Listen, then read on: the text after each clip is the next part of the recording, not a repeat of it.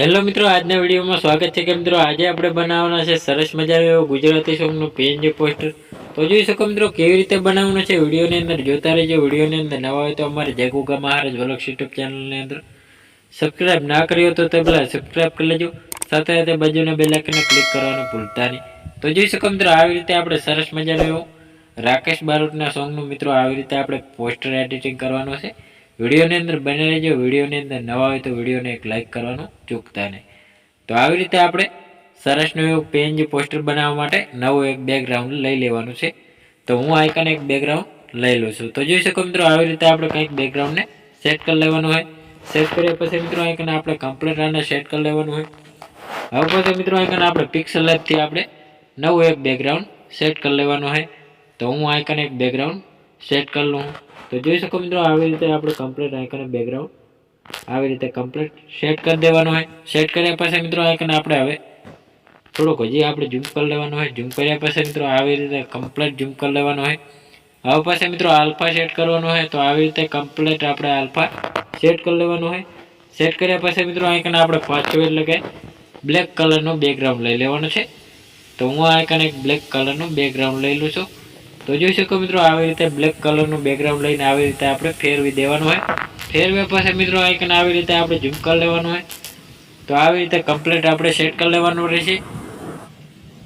તો જોઈ શકો મિત્રો આને જે બેકગ્રાઉન્ડ લીધું છે એને આપણે થોડુંક ડુપ્લિકેટ એટલે કે આવી રીતે આપણે પાછું બીજું કરી લેવાનું છે. તો આવી રીતે આપણે એને આવી રીતે કમ્પ્લીટ આઈકને ફેરવી લેવાનું હોય. તો ફેરવ્યા પછી મિત્રો આઈકન આવી રીતે આપણે કમ્પ્લીટ આઈકન આપણે શેડો આપી દેવાનો હોય.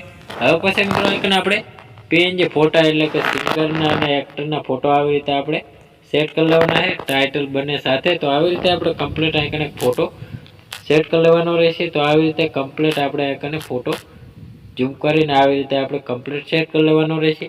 સેટ કર્યા પછી મિત્રો આઈકન આપણે પાછું એટલે કે આવી રીતે આપણે ટાઇટલને પણ આવી રીતે આઈકન કમ્પ્લીટ આપણે સેટ કરી લેવાનું રહેશે, ગોઠવી દેવાનું હોય. તો આવી રીતે ટાઇટલ પણ લગાવી દેવાનું હોય. હવે પછી મિત્રો આઈકન આપણે પાછું એટલે કે કલર બેકગ્રાઉન્ડ. તો આવી રીતે આપણે કલર ચેન્જ કરી લેવાનો રહેશે.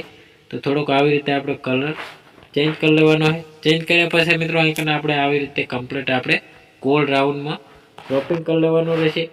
તો આવી રીતે કમ્પ્લીટ આપણે આને શેડો આપવાનો હોય. તો જોઈ શકો મિત્રો આવી રીતે કમ્પ્લીટ આપણે આઈકને શેડો આપી દેવાનો રહેશે.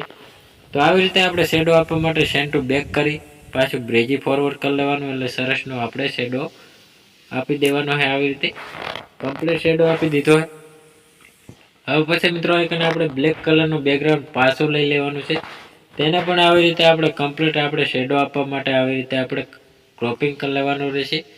તો આવી રીતે આપણે ક્રોપિંગ કર્યા પછી ફૂલ સાઇઝમાં આવી રીતે શેડો આપી દેવાનો રહેશે. કમ્પ્લીટ આપણે શેડો આપી દીધો હોય. સરસનું સેટ થઈ ગયું હોય.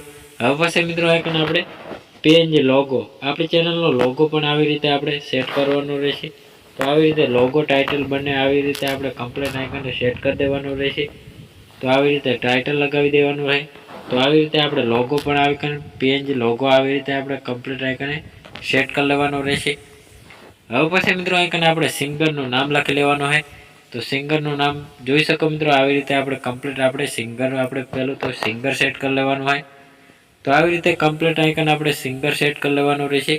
સિંગર સેટ કર્યા પછી મિત્રો કલર પણ ચેન્જ કરી લેવાનો રહેશે. આવી રીતે આપણે પીળા કલરનું તો સરસનું સેટ થઈ જાય હોય. હવે પછી મિત્રો આઈકન આપણે સિંગરનું નામ લખી લેવાનું રહેશે. તો આવી રીતે આપણે સિંગરનું સરસનું એવું નામ સેટ કરી દેવાનું હોય. જાડા અક્ષરે ફોન્ટમાં જઈને આવી રીતે ક્લિક કરશો એટલે સેટ થઈ જશે. તો આવી રીતે આપણે સરસનું સેટ કરી દેવાનું રહેશે.